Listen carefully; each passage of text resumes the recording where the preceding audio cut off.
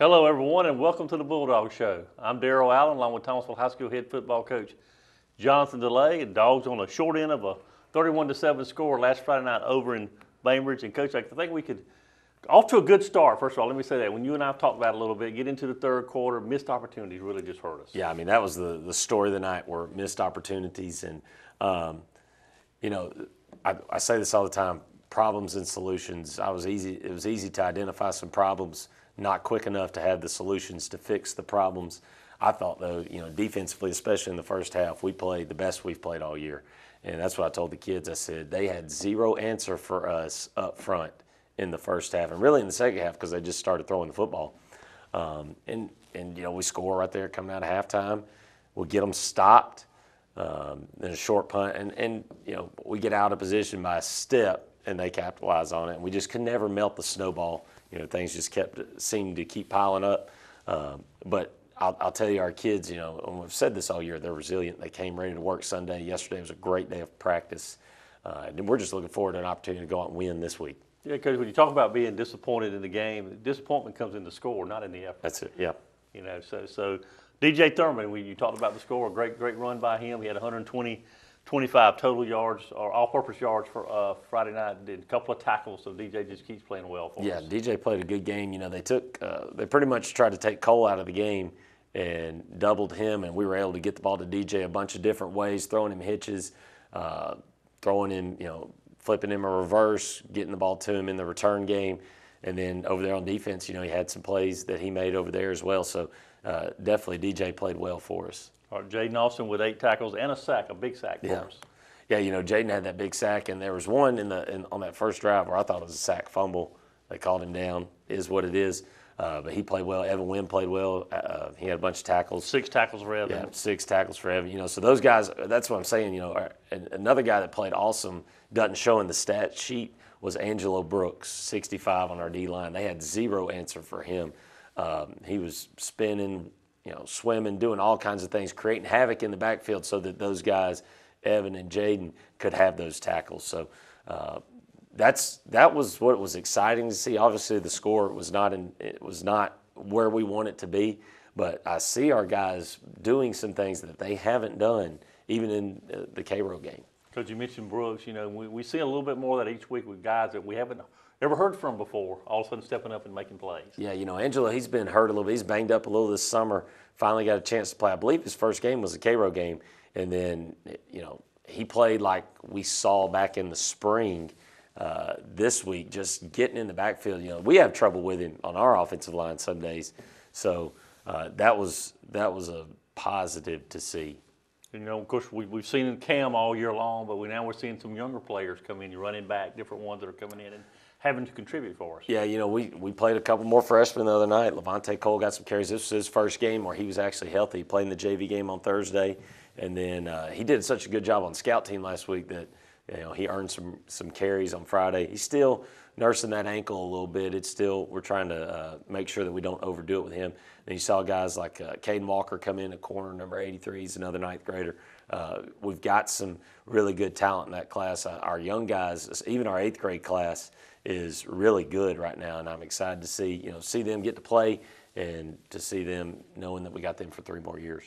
All right, Coach, well, let's get into some of the highlights from Friday night. A wet night to start with. I didn't realize how hard it was raining. You can see right here, you can actually see the rain on the film. At the beginning of the game, it was raining pretty good. And things are going to happen when it's wet. And you can see here, it's pouring. And we make a big stop. We get a big sack here on 3rd down that makes them actually punt. They got the ball inside the 30.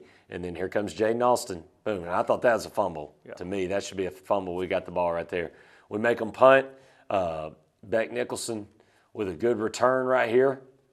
And again, having an outfielder back there to catch the ball, it's wet, it's going to be slippery. He does a good job right there. You can see Angelo Brooks right there. He was the first one back in the backfield. J.J. Jackson as well back there. Keyshawn Jordan, he had, I think it was 6 hurries is what he had. They just kept us in getting it out. I was going to mention, we did get good pressure on the quarterback, especially early in the ball game. Exactly. You see DJ right here. We just throw a little RPO to him, and he breaks about 2 or 3 tackles and makes a play. Jay Randall, I believe this was on a 3rd down, 3rd and long. We said we're going to run inside zone, and we did. All right. Then we come out right here again, back to DJ. Just take what they're going to give us. Logan Hack out there after he runs his route blocking. Jay Randall again, another big run. And this is that series where we don't score. We basically just encored that play over and over because it was good for us. Not sure how that wasn't a safety. It wasn't called, but we did keep them down there and make them punt the football. Again, Jaden Austin, there he is again, tackling the quarterback in the backfield. A little misread by the quarterback. We get a big play for a loss right there. Beck Nicholson right around the football, sure tackler. There's DJ again. They kept giving it to us. You can see they got multiple guys over there on Cole's side. All right, so we were going to take it to DJ. Same thing right here. Going to DJ because Cole's is doubled up. We get a pass interference. I don't know why they called timeout with 1 second left. Yeah. But, maybe they thought we were going to punt. And, we get there, and I'm like, all right, we're in the middle of the field. Let's take a shot down the field, try to make something happen. Opening kickoff of the second half. Right here, we get a little bit. We've got to change up our scheme a little bit this week on that. Then second play, here we go. We got Logan Hacka and Jeremiah Humbert with the 2 blocks that spring DJ for the touchdown here on the reverse. You can see Cole's running down the field. He's got a touchdown block, so he's trying to cut guys off. And that's a big play in the game. Again, we get everything flowing one way, but that block by Hacka and that block by Jeremiah, they had to stay on those for a while, and to get those blocks without holding, that's huge. Gave us the lead, Coach. Yeah, that's, we're up 7-3 right here, and the defense comes out. And we actually stop them, make them punt. So kickoff, Belvin hits a good one right here down all the way to the 2-yard line. E.J. Bean comes in from this far side right here to make this play with Jaden Austin. And then right here, if we pick, I'm thinking right there, man, it's pick 6. That's the nail in the coffin right there. That's the dagger. And, it didn't occur. We got some things going in the run game. It just could never piece it all together and put together that next drive to melt that snowball.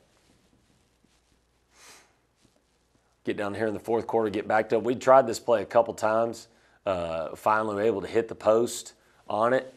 They gave us the look that we wanted. It was there. One time we went to the wrong side, and then another time we got the pass interference, then finally we got the post right there. Again, there's Angelo Brooks, 65. There was nothing, I still felt like they couldn't do anything with him.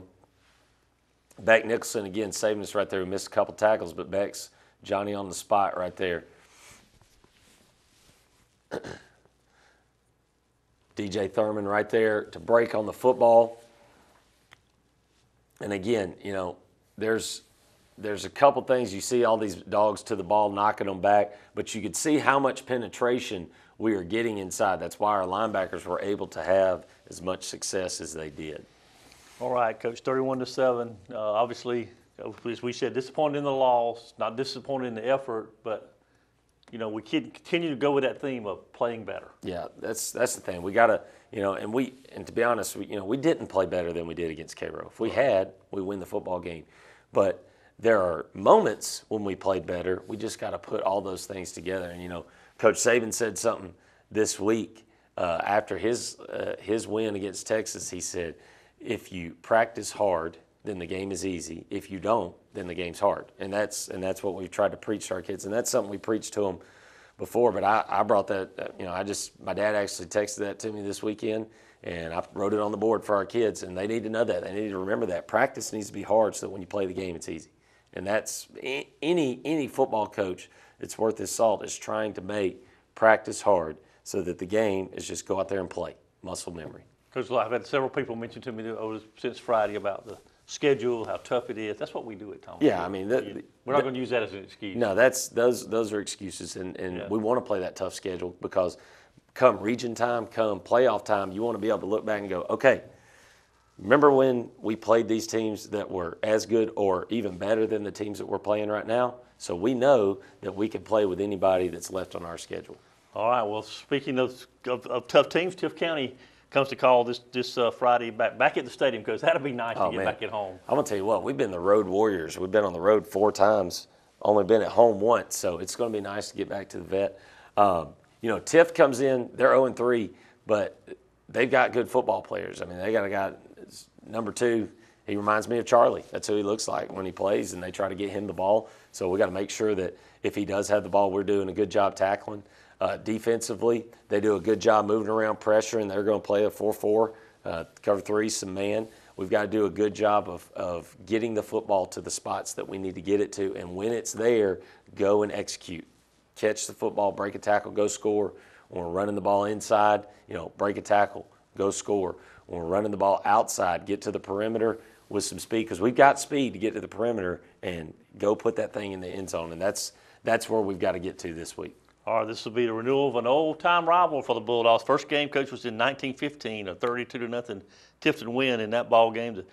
So this will be the 64th meeting between the two schools, but the first since 1983. Wow! So it's been a long time since the Dogs and the Blue Devils have hooked it up, and that'll be an 8 o'clock kickoff out of the stadium for that ball game. And Coach and I'll be back with the highlights next week.